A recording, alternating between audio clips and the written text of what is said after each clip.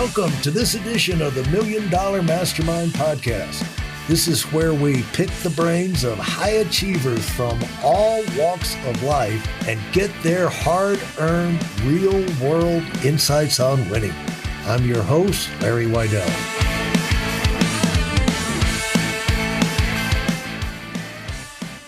We're talking with Stephen Sashen and from Broomfield, Colorado.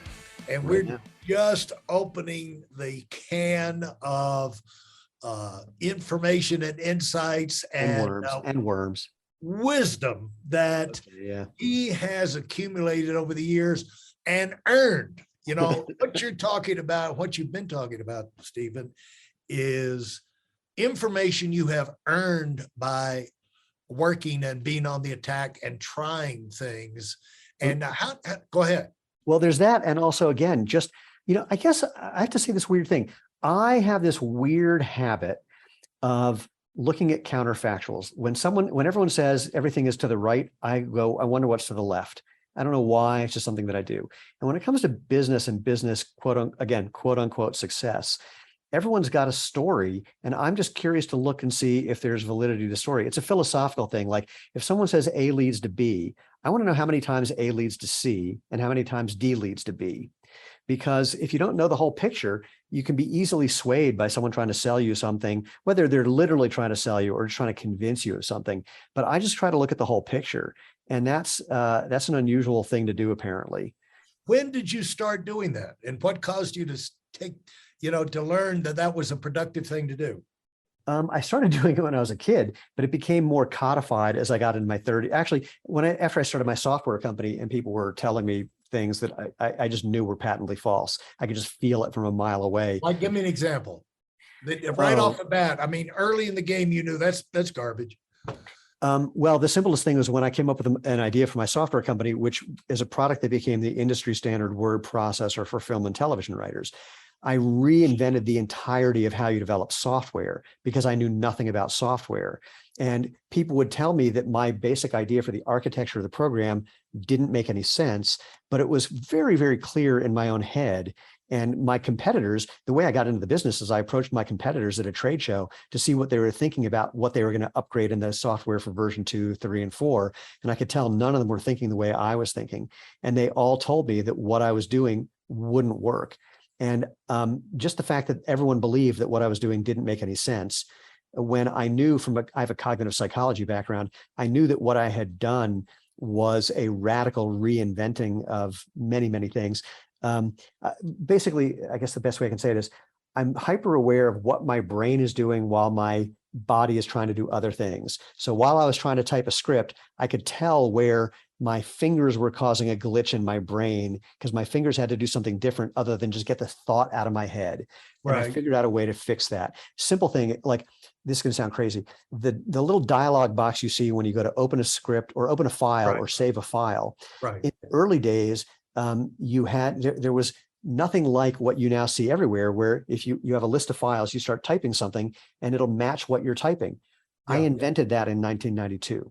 No one had ever done it before because it just made no sense to me that you could type in one place or scroll somewhere else or match somewhere else. Like, why can't you do that all in one box? Or when I was designing just the little dialogue boxes for how to change the format of a particular word processing element, a paragraph, for example, I would write these things in English instead of having all the variables on one side and the descriptions on the other. I would make it an English sentence where it made sense for how you would decide how to change these things. And I had programmers say to me, but that's not how they do it. And I went, yeah, I know. So the answer is it's kind of been there all along, but of course it's honed itself out of necessity over the years. Or let me give you one more for the fun of it that takes out of software. Whenever I get approached by people who want to sell me some marketing thing, some advertising tool, some advertising technique, there, whatever, how do I want to put this? I always say, I just want to know how quickly and cheaply I can find out if your head's up your butt. They go, what? I go, well, no one bats 1,000. So, and all I can control is the risk, how much money I'm spending. Your promises mean nothing to me. When they say, I'm confident it's going to work, I go, I don't really care how you feel. So I just know that, things don't work perfectly. And what I say often is, look, I've been an internet marketer for 30 plus years. I have a lot of opinions. I just don't give a crap what any of them are. All I care about is the data telling me if it was right or not. And I want to find out if I'm wrong as quickly and cheaply as possible. And how did you how far did you get in the software business, and why did you migrate? You said you've been in marketing and everything. You kind of went from the software design into marketing. Do you see that as a bigger opportunity, or you just? I started my software company in 1992 when the internet was just barely a thing. And I was selling product online before there was a way to actually sell things online. There was no way to take credit card payments online, for example. Right. And what happened with the software company, in short, is I was looking to sell it to somebody. And in the process of selling it to this group of 3 guys, I discovered that one of the 3 was embezzling from the other 2. And so, and then frankly, one of my competitors did something that I never would have imagined in a million years.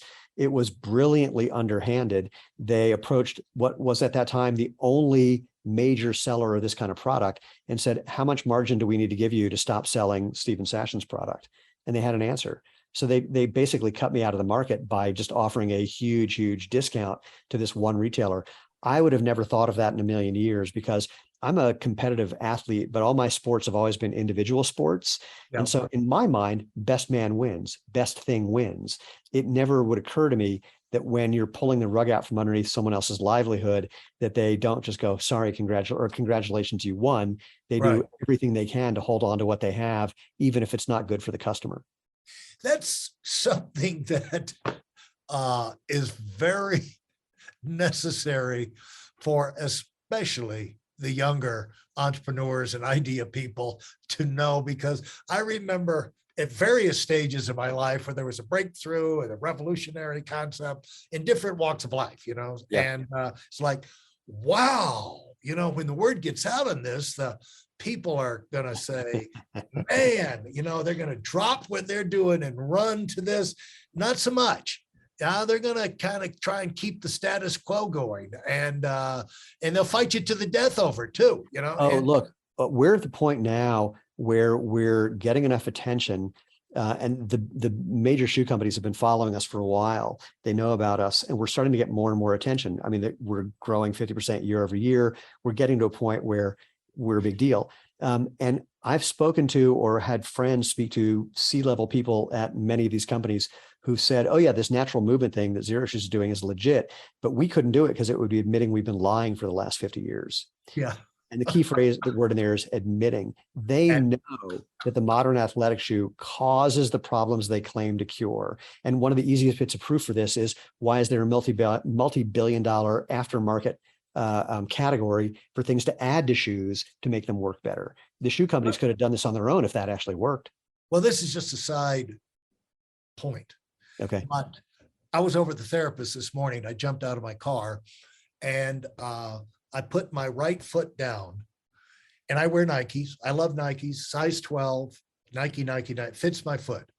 Wait, I'm going to stop you right there. When you said fits my foot, this is not a Nike shoe, but it's ripped off from a Nike shoe. Okay. This is the shape of your Nike shoe, correct? Yep. Is that the shape of your foot? They're supposed to be spread out. Right, exactly. Fingers. Well, the other thing is where but the point is, I'm getting intrigued with your brand here. That's what the point I wanted to make, but I wanted to basically validate the point you made. Okay. Like, I'm a big Nike fan, Nike, but ex-high school basketball player, right ankle always was the one that sprained. And if I get on rocky ground or something like that, occasionally it'll roll out. But this was fairly flat ground. And what caused me, I got out of the truck this morning, put the foot down, and immediately rolled and almost snapped. And it was not the ground. I looked at the ground like, no, it was the edge of the friggin' shoe. It's up at an angle, this and the other, and I came down on it. It was what was in the shoe. It wasn't it wasn't the ground. And so I'm buying into your concept there. And this is, my favorite brand this morning. Almost broke my ankle. Do you remember a number of months ago when the basketball player Zion Williamson blew out of his Nike shoe?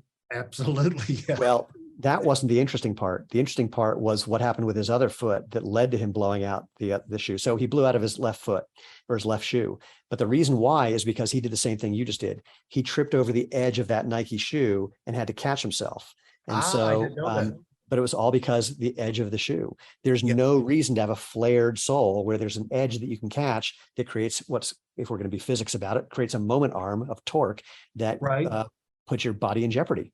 Yeah. And I just experienced that clear. Yeah. And it's not the only time, by the way, but it was just, the fact that you're talking about that.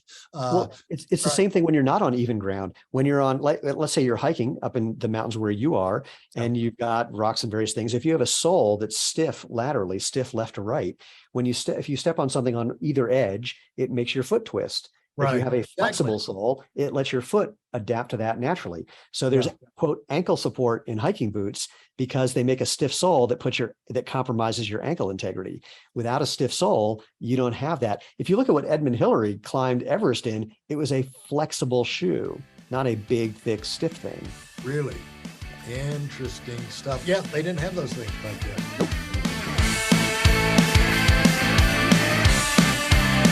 Thanks for listening to the $1 Million Mastermind. If you felt there were any valuable takeaways from this episode, please take a minute and leave us a 5-star review. Your feedback is important and really helps us get the word out to a wider audience. Remember, we have a valuable webinar that is absolutely free. Register for it right now at whitealumwinning.com. Thanks for listening.